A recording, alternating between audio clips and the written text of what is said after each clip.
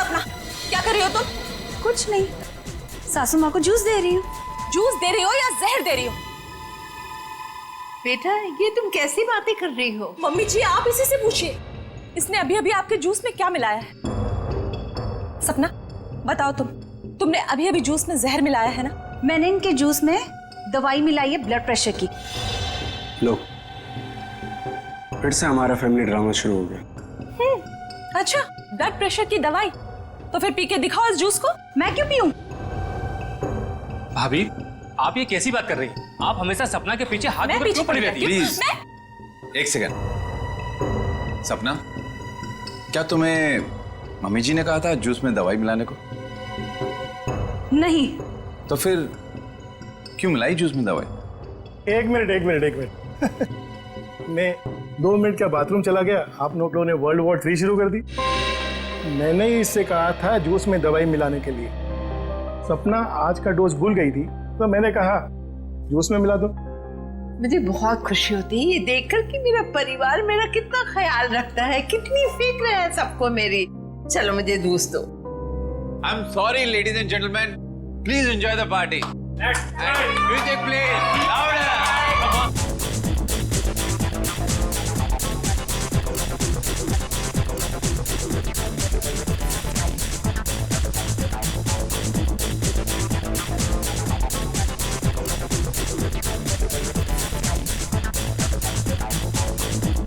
नमस्ते।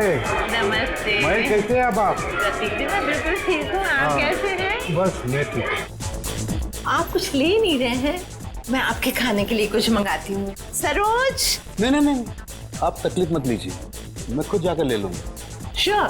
या it's okay, fine. Hi.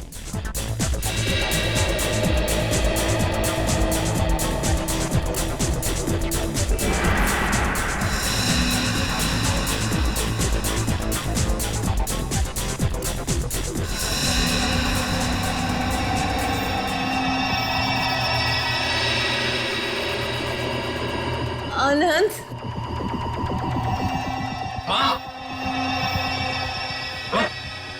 Mummy ji क्या हुआ आपको? मम्मी जी, मम्मी जी।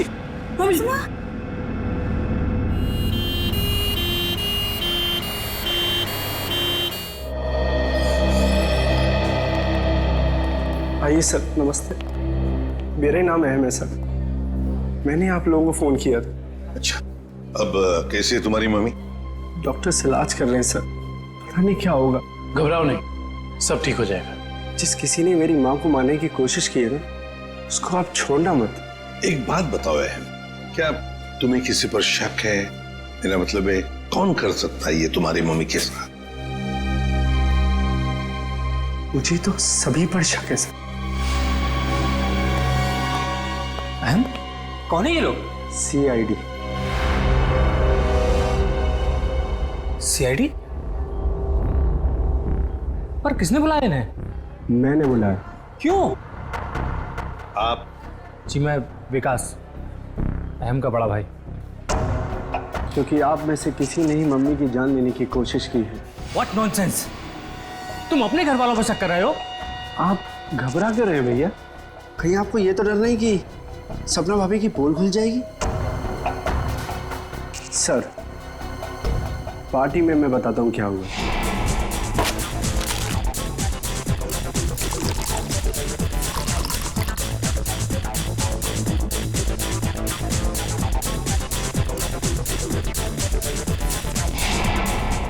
तुम्हारी सपना भाभी पर शक है तुम्हें? Yes sir. सपना कहाँ है? सपना हॉस्पिटल नहीं आई, वो घर पर ही है। वैसे आप कौन है? जी मैं काव्या। हमारी भाभी है सर। सर, अहम बच्चा है, ये आप लोगों को बहका रहा है सर। विकास जी, हम CID वालों को कोई बहका नहीं सकता, समझे? कहाँ है आपकी मम्मी? मम्मी ऊपर ICU वार्ड में है।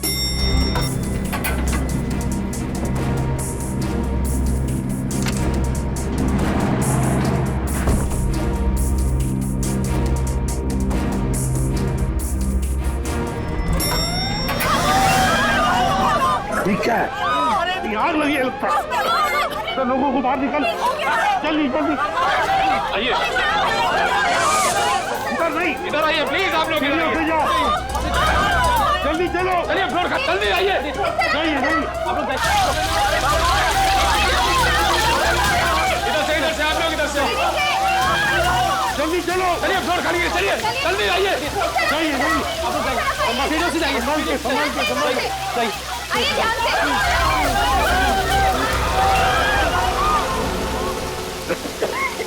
दुष्यंत, ये कोई आग वाला धुआं नहीं है, इसकी गंदी कुछ अलग है। ये धुआं किसी और चीज का है, किसी केमिकल का।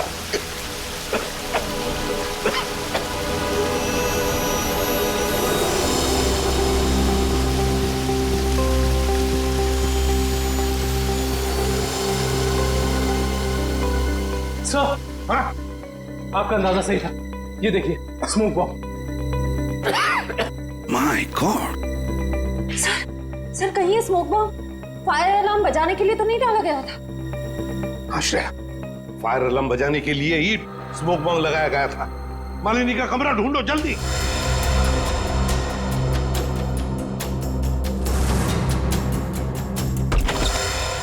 अरे पेट तो खाली है। ये मालिनी जी कहाँ चली गए होंगे? ऐसा लगता है मालिनी जी जान खतरे में। स्टाफ को बुलाओ, हॉस्पिटल के वार्ड में से एक मरीज गायब होता है और किसे कुछ पता नहीं। वाह, हम भी क्या करते साहब, जब हॉस्पिटल में भगदड़ मची तो हम अपनी जान बचाने के लिए यहाँ से भाग गए। क्या तुम लोग जान बचाने के लिए भागे, मरीज को ऐसे ही छोड़कर? शर्म नहीं आई तुम्हें? सर ये अचानक कैसे हुआ पता भी नहीं चला। हम मालिनी जी के परिवार वालों को बताने ही वाले थे कि उनकी मौत हो गई है। क्या उनकी मौत हो चुकी है? जी सर, इसका मतलब किसी ने मालिनी जी की लाश को गायब किया है। और सर ये काम किसी हॉस्पिटल के बाहर वाले का नहीं हो सकता। सर आपसे एक रिक्वेस्ट है, ये बात आप अपने तक ही रखिएगा। अगर मीडिया वालों को मालूम पड़ा तो हमारी इज्जत और हॉस्पिटल की इज्जत मिट्टी में मिल जाएगी। सर चुप रहिए, चुप रहिए प्लीज। लाश गायब हुई है हॉस्पिटल से और आपको अपनी और इस हॉस्पिटल की इज्जत की पड़ी है। हाँ? एक बात ध्यान से सुन लो, तुम्हारे इस हॉस्पिटल का एक एक दरवाजा, एक एक खिड़की अभी इसी वक्त बंद चाहिए। मुझे एक चिड़िया तक बाहर नहीं जानी चाहिए, समझे? जी सर, सुना तुमने? जी गो इमीडिएट। दुष्यंत, हॉस्पिटल का कोना कोना छान मारो, कहीं तो छुपा के रखी होगी मालिनी की लाश को, कहीं तो।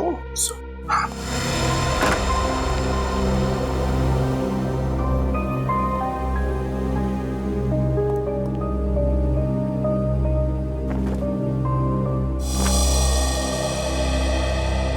जरा एक बात बताइए, आपके मम्मी के साथ कमरे में कोई था उनकी देखभाल के लिए? जी सर, मेरे पति आनंद वहीं पर थे। आप मम्मी के साथ थे? तो फिर ये सब हुआ कैसे?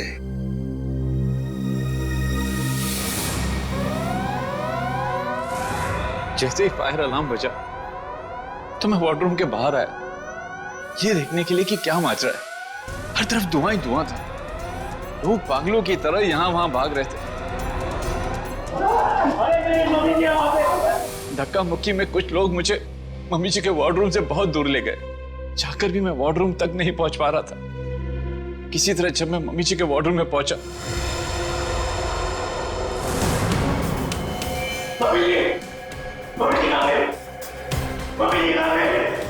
तो मम्मी जी वहां पे थी ही नहीं। सर प्लीज प्लीज मम्मी जी को ढूंढ निकाली। सर हर जगह चेक कर लिया, मालिनी जी की लाश कहीं पर भी नहीं है। और सर मॉर्ग में भी चेक किया, लाश वहां भी नहीं। इसका मतलब है जिसने भी ये किया है वो मालिनी की लाश को हॉस्पिटल के बाहर ले जा चुका है।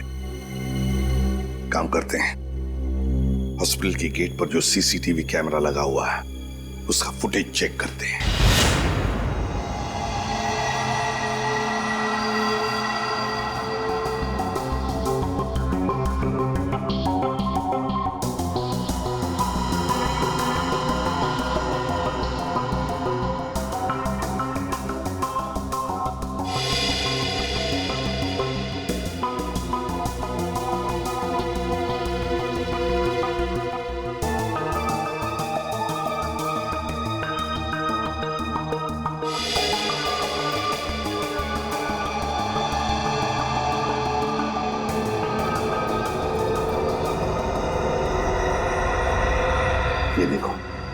एक झटके में गाड़ी रिवर्स हो गई और हॉस्पिटल के बाहर भी निकल गई।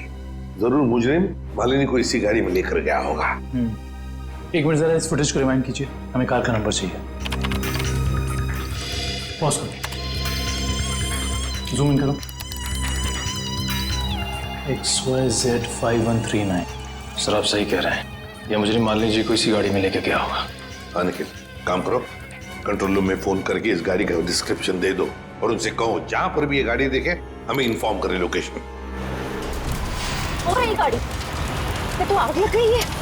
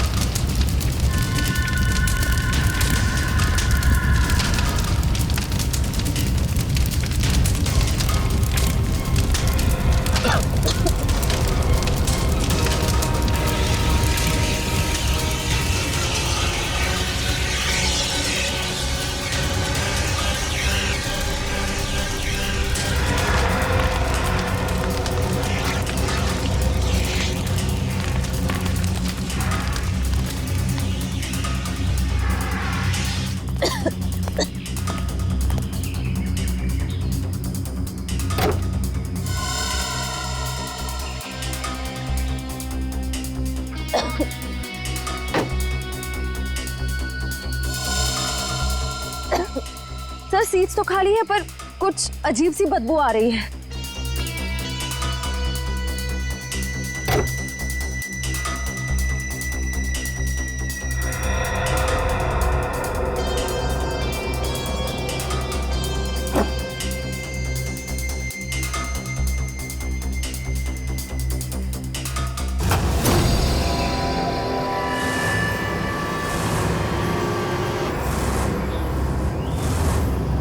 सर ये लाश तो जल चुकी है। शायद सबूत मिटाने के लिए खूनी ने मालिनी जी की लाश को जला दिया। आप इतने यकीन से कैसे कह सकते हैं कि ये लाश मेरी माँ की है? देखिए, ये अंगूठी देखिए, पहचानते हो इसे? तो मेरी माँ की अंगूठी।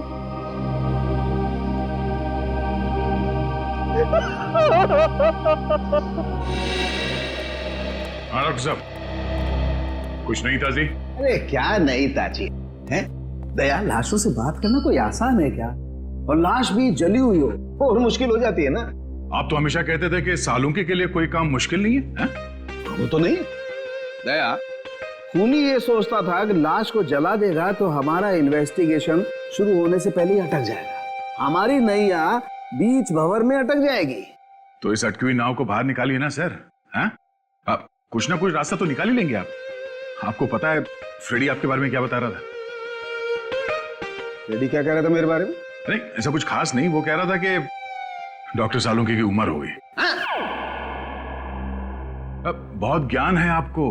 हाँ देखो दया, जो लोग मेरे संन्यास लेने के बारे में सपने देख रहे हैं ना, उन्हें जाके बोल दो अपनी नींद से जाग जाए। मैं संन्यास नहीं लेने वाला हूँ ना, मैं तो इस केस को सॉल्व करने के बाद स्विट्जरलैंड जाने वाला हूँ। कहाँ जाने वाला हूँ? स्विट्जरलैंड। एग्जैक्टली। हम भी चलेंगे आपके साथ स्विट्जरलैंड, पर पहला कदम तो उठाइए इस केस को सुलझाने की ओर। पहला कदम तो उठ चुका है भाई। अच्छा, ये देखो, ये सर बॉडी जलने की वजह से हो गया है? जी नहीं, ये बॉडी को फिनाइल से धोने की वजह से हो गया। क्या इस लाश को फिनाइल से धोया गया? हाँ, खूनी ने लाश को अस्पताल से गायब करने से पहले उसको फिनाइल से अच्छी तरह से धोया ताकि लाश का केमिकल कंपोजिशन ही बदल जाए। खूनी ने हर कदम इसी मकसद से रखा है ताकि हमारे रास्ते में ज्यादा से ज्यादा कठिनाइयां आ सके। इस लाश को पहले फिनाइल से धोया और फिर इसे आग लगा दिया? जी हाँ, और सबसे पहले क्या जलाए? सबसे पहले जलाए बाल, क्योंकि बालों में सबसे ज्यादा और सबसे पहले असर होता है जहर का। सर काव्या ने बताया था ना कि शायद जहर सपना ने दिया है मालिनी जी को। हाँ, इसीलिए तो जला दिए ना भैया, सबसे पहले बाल, क्योंकि जहर दिया था। मतलब ये सब सपना का ही काम है।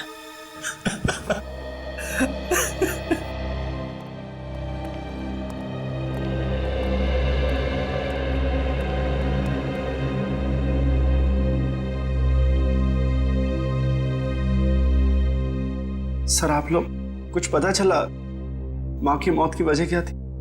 जी नहीं, मगर बहुत जल्द पता चल जाएगा। पता तो चल गया है ना सर, सपना ने ही जूस में जहर मिलाया था। बस कीजिए भाभी, इनफ। हर चीज की खाद होती है।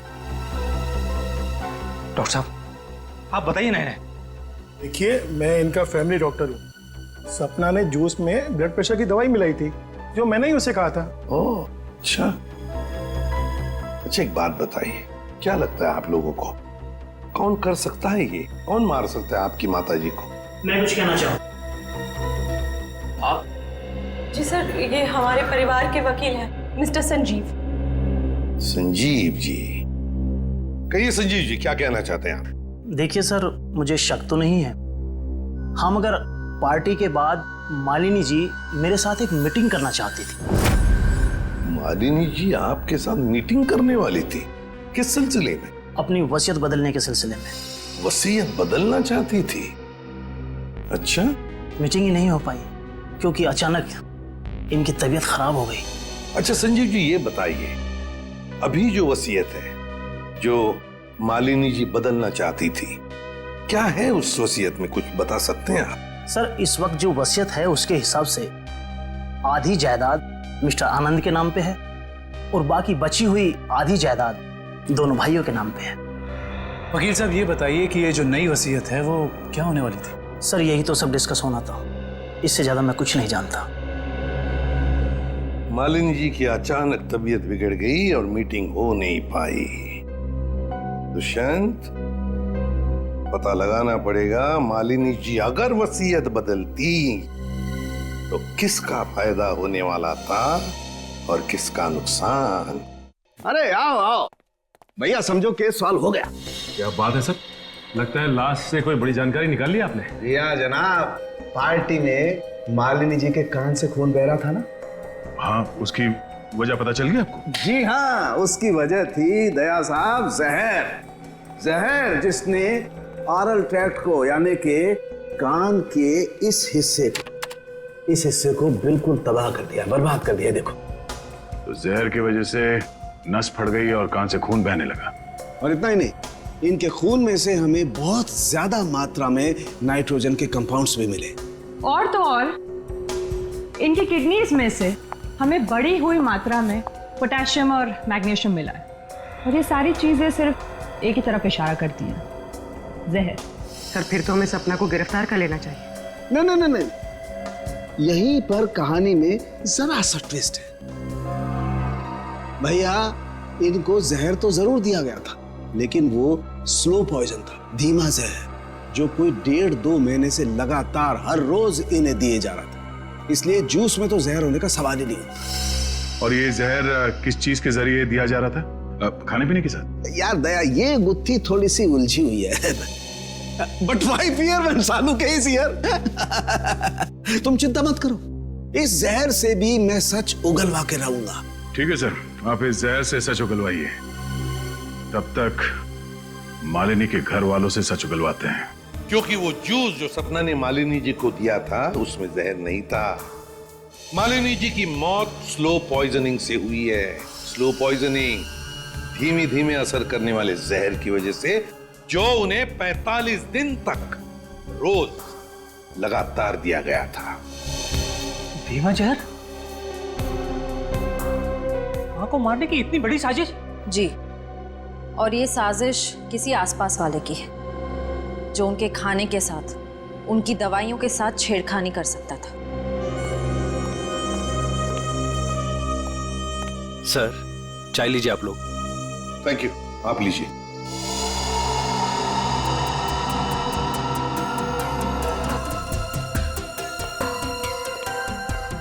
एक मिनट, मैं भी।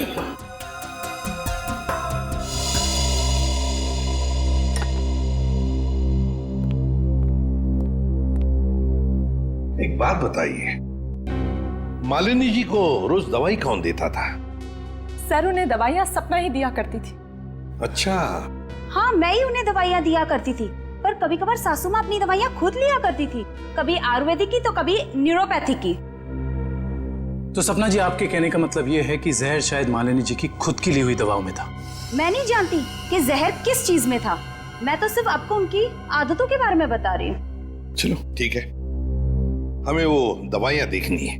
चलिए सर, मैं आपको माँ का कमरा दिखाता हूँ। चलिए।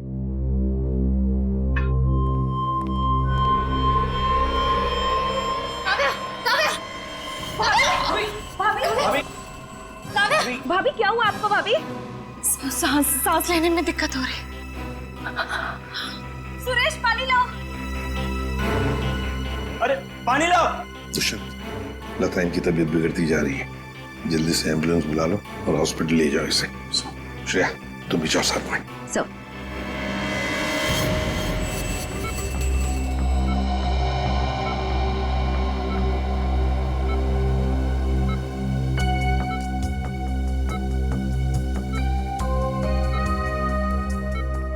जी डॉक्टर साहब, कैसी तबीयत है काव्या की और हुआ क्या है इन्हें? फिलहाल तो हम इनके बेहोशी की वजह समझने की कोशिश कर रहे हैं, बट डोंट वरी, खतरे का कोई निशान दिखाई नहीं दे रहा। इन्हें जल्दी होश आ जाना चाहिए।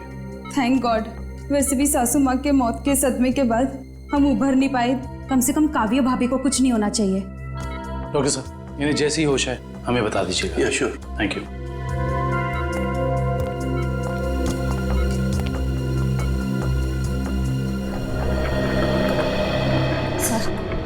सर, मुझे तो सपना पे शक हो रहा है। वहाँ पार्टी में काव्या के साथ झगड़ा कर रहे थे और यहाँ इसे काव्या की इतनी परवाह हो रही है।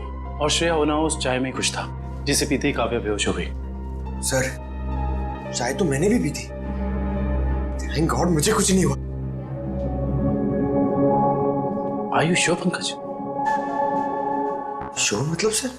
मतलब चक्कर वक्कर तो नहीं आ रहे ना तुम्हें? चक्कर? नहीं सर, चक्कर नहीं आ रहे, मगर पेट में कुछ गड़बड़ लग रही है सर। पेट में गड़बड़ लग रही है, गर्मी हो रही है, कहीं से वो तो नहीं हो गया? पंकज, और अगर तुम्हें सीरियसली कुछ हो भी गया है तो हम हॉस्पिटल में ही है ना। अजीब बात है, ये काव्या का पति आनंद अभी तक आया नहीं। पंकज, उसका नंबर ट्राई करो।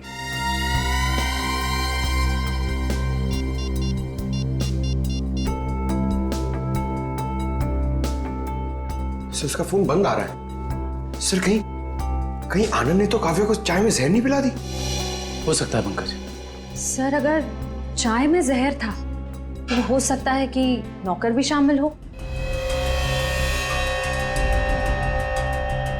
सर, क्या कहा डॉक्टर ने? क्या हुआ काव्या को? सर, डॉक्टर के मुताबिक काव्या की चाय में जहर था और पंकज रिपोर्ट से क्लियर हो गया है। काव्या की चाय में जहर था? सुरेश,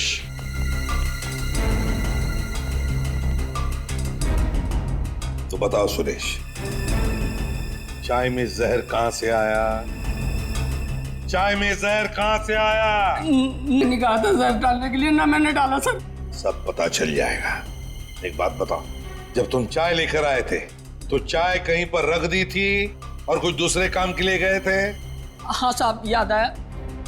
मैं सुबह जब चाय लेकर आ रहा था तो आनंद साहब ने मुझे कुछ खाने के लिए लेकर आने को कहा। अरे सुरेश, सिर्फ चाय? कुछ नाश्ता भी ले जाओ। कल रात से किसी ने कुछ भी नहीं खाया। जाओ। जी साहब।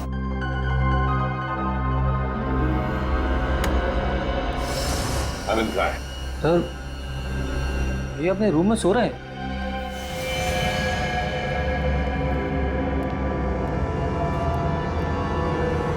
कहाँ है आनंद? आनंद तो है ही नहीं कमरे में। पता नहीं सर, अभी तो भैया यहीं सो रहे थे। फोन करके बुलाओ।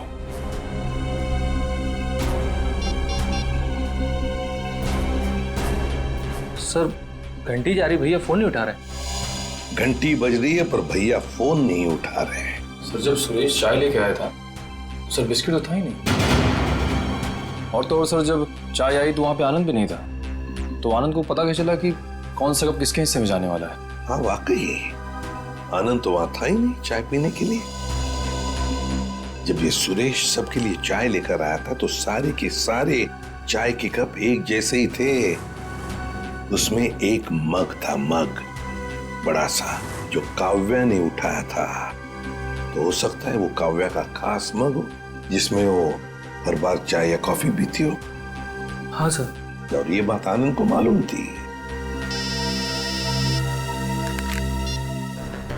हेलो एसीपी साहब, मैं डॉक्टर सुमित। हाँ डॉक्टर सुमित, बोलिए। एसीपी साहब, आप जल्दी चले आइएगा, मुझे आपको कुछ जरूरी बात बतानी है। क्या हुआ डॉक्टर सुमित? ये काव्या तो ठीक है ना? हाँ वो ठीक है, मैं आपको फोन पे नहीं बता सकता, आप यहाँ जल्दी चले आइएगा।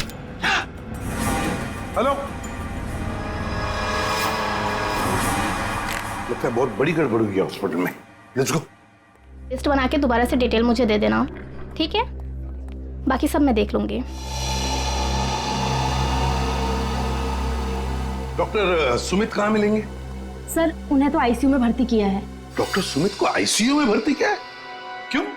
सर एक बहुत बड़ा हादसा हो गया। डॉक्टर सुमित अपने कैबिन में खून में लथपथ मिले सर, और उनके सर पे बहुत गहरी चोट आई है। माय गॉड, क्या मिल सकते हैं उन्हें? फिलहाल तो नहीं सर, वो कोमा में है। होश में कब आएंगे नहीं पता। दुष्यंत, जरूर ये वही मुजरिम है जो ये सब कर रहा है। वो अभी भी हॉस्पिटल में ही है, पहले मालिनी के साथ और अब डॉक्टर सुमित के साथ। काव्या सर, कहीं उस मुजरिम का अगला निशाना काव्या तो नहीं? काव्या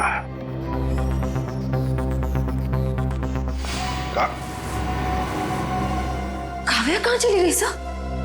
कहीं काव्या को भी तो गायब नहीं किया उसने?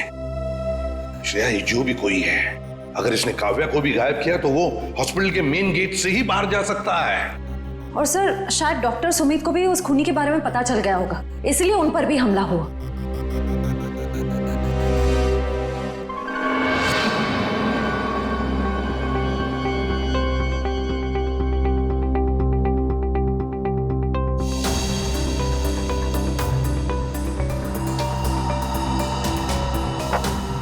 निखिल,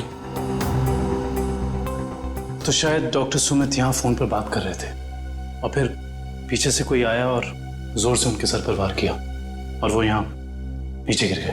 हाँ साहब, डॉक्टर साहब के सिर के पीछे चोट आई है। अच्छा, हादसे के बाद डॉक्टर सुमित के केबिन में कितने लोग आए थे? सब 4-5 जन आए थे उनको आईसीयू में ले जाने के लिए। सर आनंद का अभी तक कुछ पता नहीं चला है, कहीं इस सब के पीछे उसी का हाथ तो नहीं? ये आनंद ही कुछ गड़बड़ है, कुछ ना कुछ तो गड़बड़ जरूर है इस आनंद में। आइए सपना जी, आइए। कहाँ गई थी आप? वो मैं काव्या की रिपोर्ट्स लेने गई थी गैस्ट्रोलॉजिस्ट डिपार्टमेंट के पास। क्या हुआ? वहां से एक रिपोर्ट लाने में इतना वक्त? लाइन बहुत लंबी थी, मगर क्यों? क्या बात है? काव्या कहाँ है? काव्या गायब है, समझिए आप? क्या? सर ये ब्लड सैंपल्स तो ले लिए, लेकिन सर क्योंकि बाकी लोग डॉक्टर साहब के कैबिन के अंदर चले गए थे, इसलिए सारे जरूरी सबूत मिट गए। और यहाँ पे काव्या गायब है ना दुष्यंत? ये किसी एक आदमी का काम नहीं, ये जो भी कर रहा है ना उसका कोई साथी है। एक इनके परिवार में से कोई और दूसरा इस हॉस्पिटल में से कोई।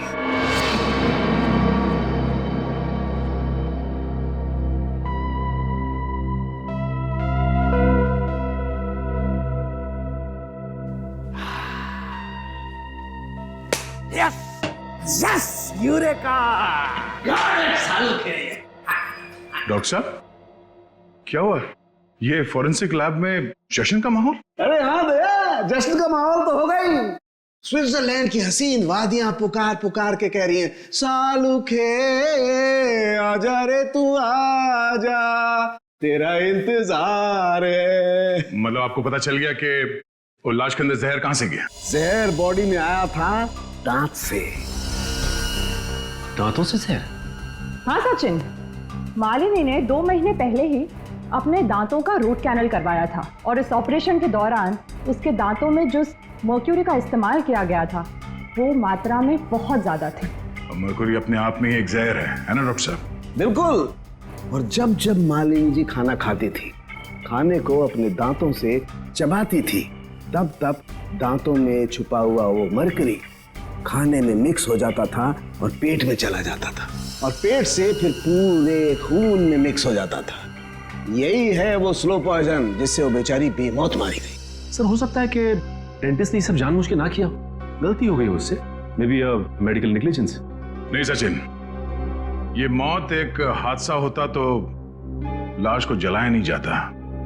जिस किसी डेंटिस्ट ने भी ये किया है जानबूझ के ही किया है। वकील साहब, जैसा कि आप जानते हैं कि हमारी माँ अपनी वसीयत बदलवाना चाहती थी। जी हाँ। मगर वो ऐसा कर नहीं सकी, तो ऐसी स्थिति में क्या हमारा बंटवारा पुरानी वसीयत के हिसाब से होगा? दरअसल बात यह है कि मैं और आपकी माताजी। वकील साहब आप, डॉक्टर साहब आप भी? मैं तो सिर्फ ये पूछने आया था कि क्या आपकी माताजी ने कभी अपने दांतों का इलाज करवाया था 1.5-2 महीने पहले? नहीं सर, उन्होंने कभी मुझे तो नहीं, उन्होंने कभी हमें इस बारे में कुछ नहीं बताया। डॉक्टर साहब आप तो फैमिली डॉक्टर हैं, आपको तो पता होगा।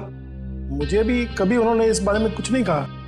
दुष्यंत, काम करो, घर की अच्छी तरह से तलाशी लो, शायद कुछ मिल जाएगा। और निखिल, घर में जितने भी नौकर हैं सबको ऊपर बुलाओ, लेकर आओ। एक बात बताओ, क्या तुम में से कोई जानता है कि मालिनी जी ने अपने दांत का इलाज करवाया था किसी दांत के डॉक्टर के पास 1.5-2 महीने पहले? सब एक दिन अचानक मालकिन के दांतों में दर्द हुआ तो उनका ड्राइवर उन्हें डेंटिस्ट के पास लेकर गया था।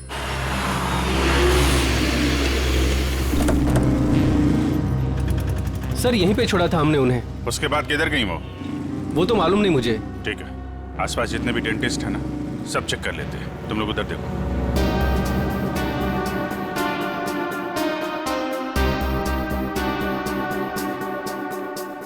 हम लोग सीआईडी से।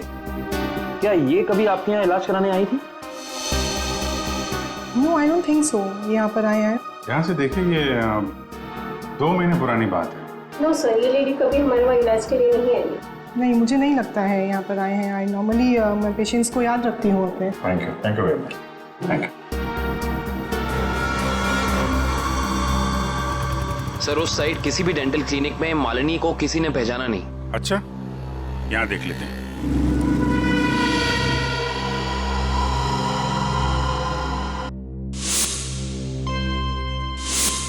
सीआईडी वाले आ गए। तुम्हें मालूम है ना तुम्हें क्या करना चाहिए?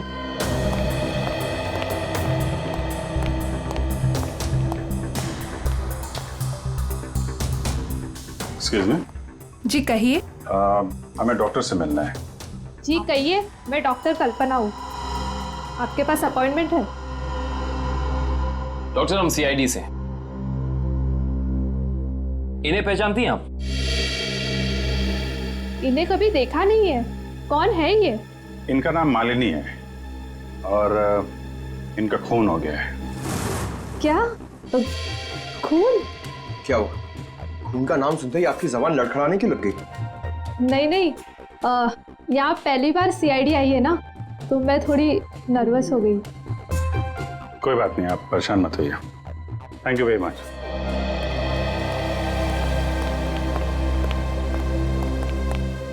अरे सर, आप लोग अभी तो आए, इतनी जल्दी जा रहे हैं? डॉक्टर प्रतीक ने ठीक से इलाज नहीं किया क्या? डॉक्टर प्रतीक? यहाँ तो कोई लेडी डॉक्टर है ना? No no, no lady, no lady, only gents, only gents, doctor Pratik. अच्छा अच्छा।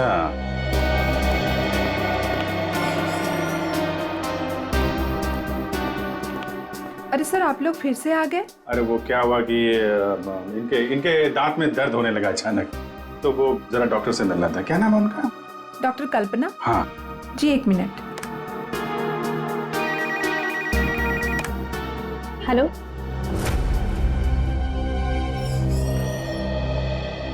क्या हुआ सर? मेरे दांत में बहुत दर्द है, मगर मुझे एक जेंट्स डॉक्टर चाहिए। लेडीज डॉक्टर में वो शर्म आती है। नहीं नहीं, या तो मैं ही हूँ। लेकिन दीवार पे तो डॉक्टर प्रतीक का सर्टिफिकेट लटका हुआ है। ये नाम तो किसी लेडी का नहीं हो सकता ना? चेक कर लेते हैं एक बार। सर, कहाँ जा रहे हो आप? डॉक्टर प्रतीक। डॉक्टर प्रतीक,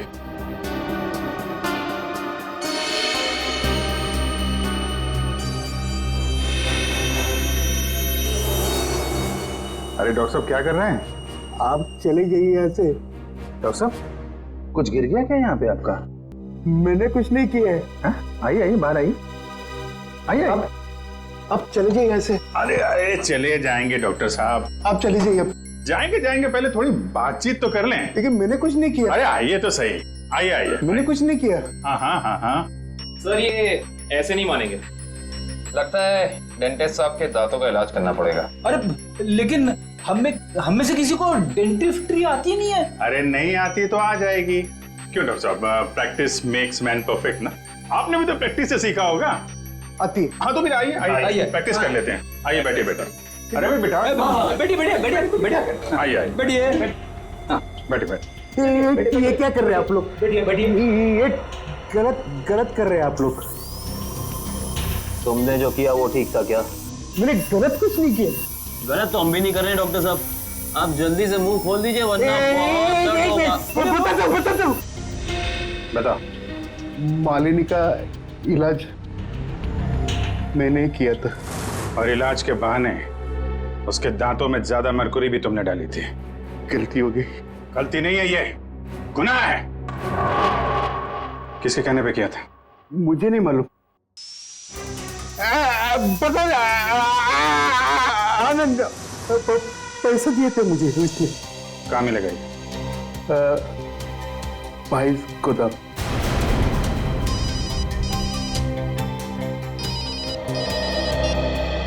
हाँ डॉक्टर साहब के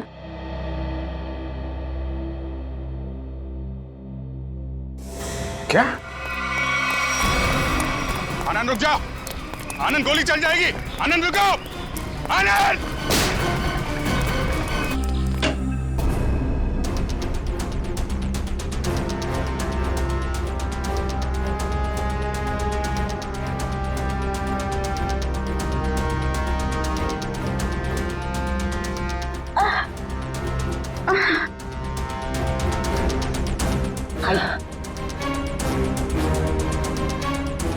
चलो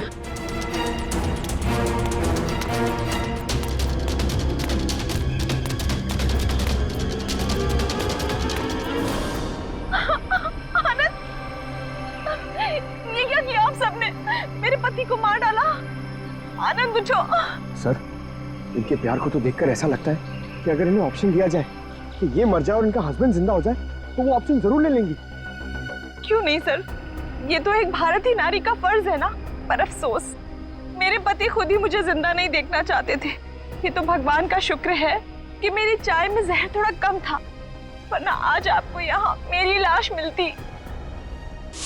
अभिजीत, काव्या की चाय में जो दवाई के ट्रेसेस मिले हैं उससे किसी की जान नहीं जा सकती। एक मिनट, आपको कैसे पता चला कि आपकी चाय में जहर कम था? वो सर अभी आप ही ने तो कहा। अरे हमने कब कहा? हाँ याद आया, आनंद ने बताया था। हाँ? आनंद कैसे बताएगा? आनंद बेचारा तो खुद ये बात नहीं जानता था। ये बात जानती थी तो सिर्फ एक औरत, और वो औरत तुम हो काव्या। आनंद, तुम जिंदा हो। मेरे साथ इतना बड़ा धोखा। क्या करें, लोहे को लोहा काटता है, उसी तरह धोखेबाज का एक ही इलाज है, धोखा। जब डॉक्टर प्रतीक ने हमें बताया कि आनंद 22 गोदाम में मिलेगा,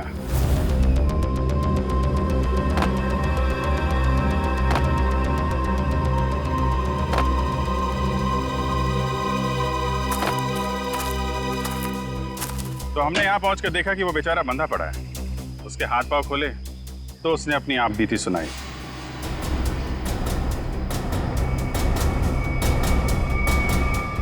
किसने किया ये सब? है ये सब मेरी बीवी काव्या ने किया है सर।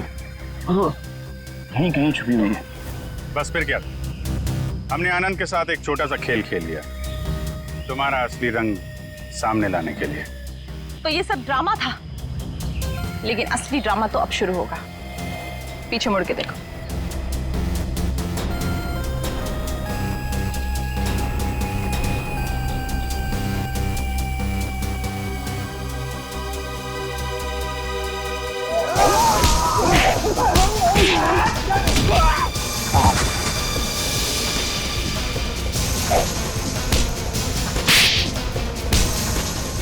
बड़ी भारतीय नारी होने का ढोंग कर रही है।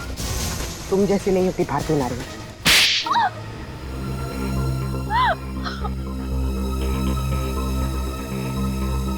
सासू माँ ने आधी जायदाद आनंद के नाम कर दी थी और आनंद अपने भाइयों से बहुत प्यार करता था, तो वो अपनी जायदाद का हिस्सा भी अपने भाइयों को देना चाहता था।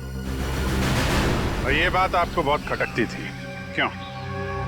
मुझे पता था सर, मुझे पता था कि वो सासू माँ पे दबाव डालेगा वसीयत बदलने के लिए। इसलिए तुमने उन्हें डॉक्टर प्रतीक के पास भेजा, उनकी दांत की तकलीफ का फायदा उठाकर, ताकि इससे पहले कि वो अपनी वसीयत बदले उनकी मौत हो जाए। हाँ सर, और मैंने प्रतीक से कहा अगर वो पकड़ा जाए तो मेरा नहीं आनंद का नाम ले, ताकि आपके सास यानी मालिनी जी के खून के जुर्म में आनंद यानी आपका पति फंस जाए, जिससे 25 करोड़ की आधी जायदाद आपकी हो जाए। हॉस्पिटल में डॉक्टर सुमित तुम्हारी सच्चाई जान गए थे, इसलिए उन पे भी हमला किया तुमने। मैं क्या करती सर, उसने मुझे फोन पे बात करते हुए सुन लिया था। अब बारी है खेल के दूसरे पड़ाव की, जिसमें हम दुनिया को ये दिखाएंगे कि मेरे पति परमेश्वर यानी कि मिस्टर आनंद कुमार ने अपनी ही पत्नी को अगवा कर लिया। तो डॉक्टर सुमित को कोमा में पहुंचा दिया, अपने पति की किडनैपिंग की और मालिनी जी का खून कर दिया। दौलत की भूख मिटाने के लिए इतने सारे जुर्म किए तुमने, लेकिन सजा सिर्फ एक ही मिलेगी, फांसी।